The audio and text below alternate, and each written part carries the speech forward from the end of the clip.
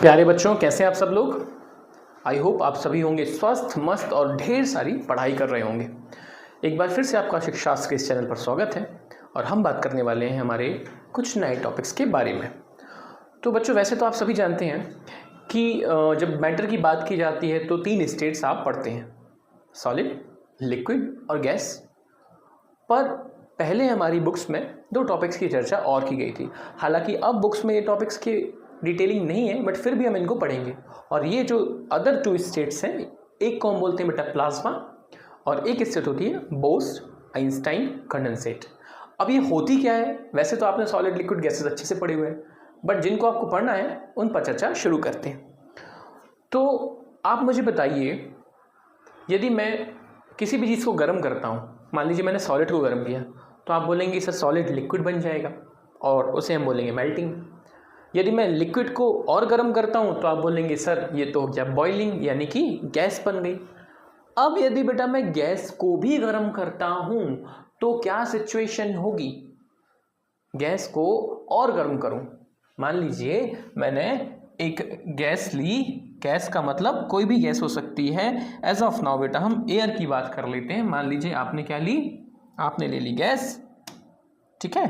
आपने क्या ले ली बेटा? आपने ले ली गैस, और इस गैस को आपने गर्म करना है।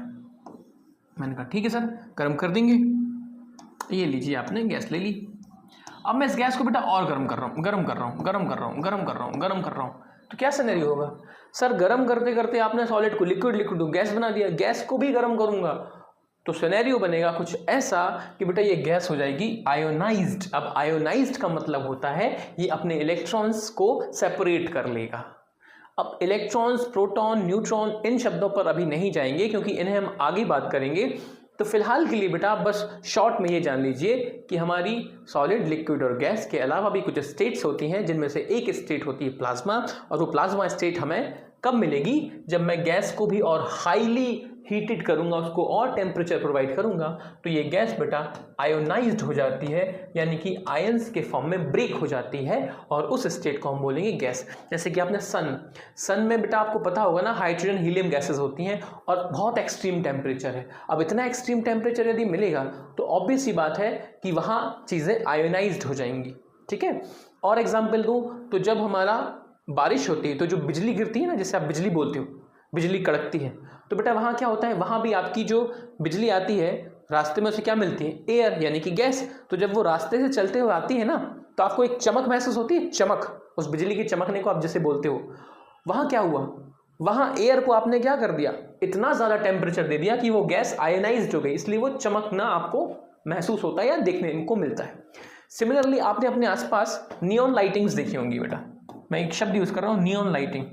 नियॉन लाइटिंग मतलब जैसे कि फॉर एग्जांपल किसी रेस्टोरेंट में आप गए तो बाहर उसका बोर्ड देखा चमकता हुआ, या फिर आजकल आपने देखा होगा हर सिटी में लिखा होता है आई लव ये, आई लव वो। मान लीजिए आप चंडीगढ़ के हैं तो लिखा होगा आई लव चंडीगढ़। मान लीजिए आप जबलपुर से हैं तो लिखा होगा I love Jabalpur.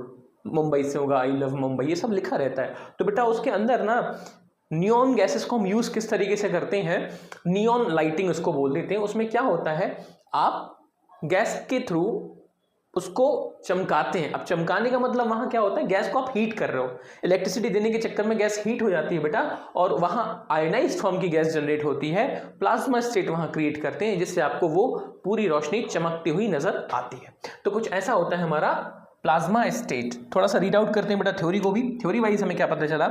State of matter similar to gas. देखिए साफ साफ बोला उन्होंने, similar to gas, but the point is with free electrons and ions जरूर वहां आपको बनते हुए नजर आएंगे, making it electrically conductive.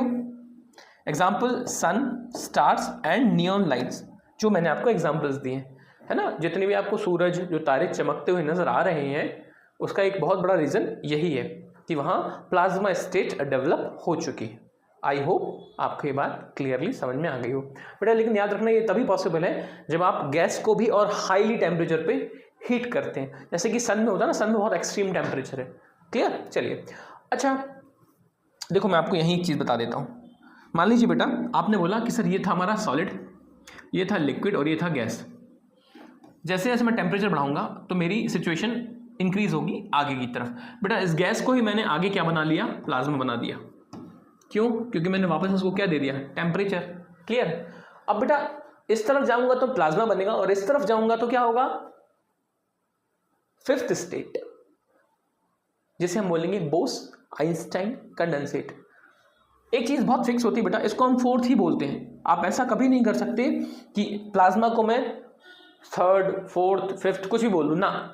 Solid, liquid, gas हमारी प्राइमरली 3 स्टेट होती हैं। उसके बाद जब हम फोर्थ की बात करते हैं तो बेटा फोर्थ के नाम पे हमें प्लाज्मा को ही बोलना है, क्योंकि प्लाज्मा के बारे में पहले चर्चा हुई थी। आफ्टर दैट हमने क्या बोला कि सर जब आप टेम्परेचर बढ़ा रहे हो तो आप प्लाज्मा की तरफ मूव कर सकते हो। यदि मैं रिवर्स बोलूं, यदि बेटा मैं सॉलिड से पीछे आना चाहूं तो आपको क्या लगता है, मुझे टेम्परेचर क्या करना पड़ेगा, कम। और ध्यान से समझिएगा, क्योंकि ये बोस आइंस्टाइन जो कंडेंसेट वाला स्टेट है ये समझ में नहीं आता अदरवाइज। बेटा यदि मैं टेम्परेचर कम करूंगा तो क्या सिचुएशन होगा, सर आप लिक्विड को टेम्परेचर कम कर देते तो सॉलिड बन जाता था, गैस को कर देते लिक्विड बन जाता था। सर यदि आप सॉलिड के पार्टिकल्स को और टेम्परेचर डाउन करेंगे तो क्या सिनेरियो होगा। बेटा हम, यदि आपको थोड़ी अपनी पुरानी क्लासेस याद हो तो जहाँ तक मुझे लगता है क्लास 7th में हमें पढ़ाया जाता है टेम्परेचर स्केल के बारे में कि सर फ़ारेनहाइट होता है, केल्विन होता है, डिग्री सेल्सियस होता है, करेक्ट।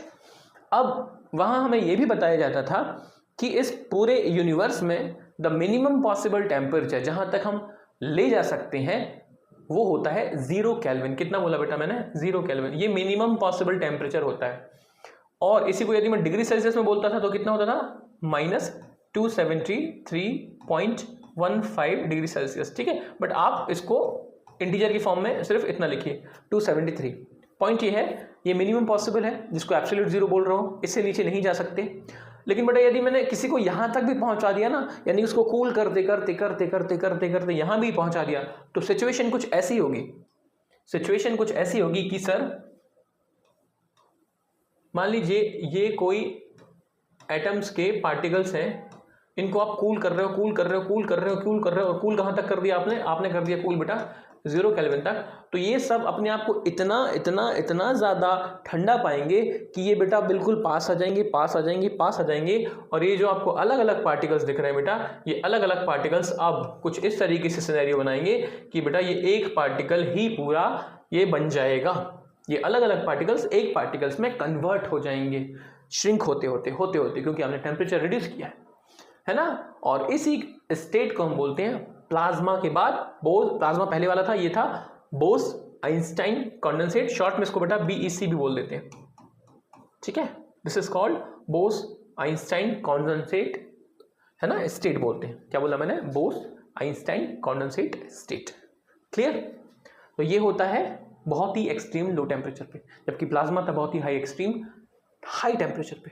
ठीक है, अब सिचुएशन ये बेटा कि ये आपको ना इजीली देखने नहीं मिलेगा, बट इन जनरल यदि आप देखेंगे तो इसे आप लेबोरेटरीज में डेवलप कर सकते हैं। It can be created in laboratories using ultra cold atoms. ठीक है, सिनेरियो क्या होगा कि जब आप इसको बहुत ठंडा करेंगे ना तो सारे पार्टिकल्स बेटा अलग अलग पार्टिकल्स क्या हो जाएगा, इतना कूल टेम्परेचर पाकर एक साथ सारे आ जाते हैं। मतलब कहने के लिए मैटर अलग अलग, मैटर में पार्टिकल्स होते हैं, नंबर ऑफ डिफरेंट पार्टिकल्स, लेकिन ये पार्टिकल्स ही इकट्ठे हो जाएंगे। और वो पार्टिकल्स बेटा एक पार्टिकल जो होता है वो बहुत छोटा होता है, लेकिन सारे छोटे छोटे पार्टिकल्स एक साथ इकट्ठे हो जाएंगे और वो एक की तरह बिहेव करने लगेंगे।